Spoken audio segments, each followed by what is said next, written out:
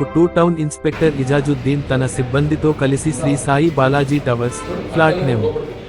309 వద్ద వ్యభిచార గృహం నడుస్తున్నట్లు గుర్తించి ఆకస్మికంగా దాడి నిర్వహించారు.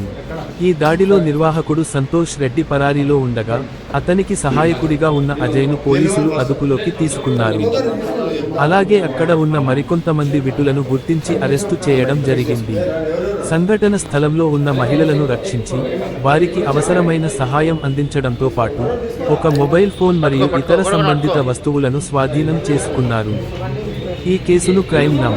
87/2026 కింద ITPA చట్టంలోని సెక్షన్లు 3, 4, 5, 7 ప్రకారం నమోదు చేసి, నిందితులపై చట్టపరమైన చర్యలు కొనసాగుతున్నాయి.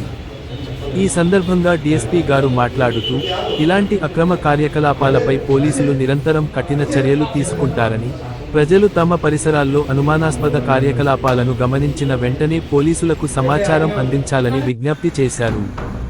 ఈ రైడ్లో sub inspector Vijay Bhaskar, head constable Raghunath Reddy, police కానిస్టేబుళ్లు కలీం, శ్రీను, శివారెడ్డి, మహిళా పోలీస్ కానిస్టేబుళ్లు పద్మ, శిల్ప, శైలజ పాల్గొన్నారు. ఈ ఆపరేషన్ను విజయవంతంగా నిర్వహించిన టౌన్ పోలీస్ సిబ్బందిని జిల్లా ఎస్పీ శ్రీమతి డి. జానకి గారు అభినందించారు.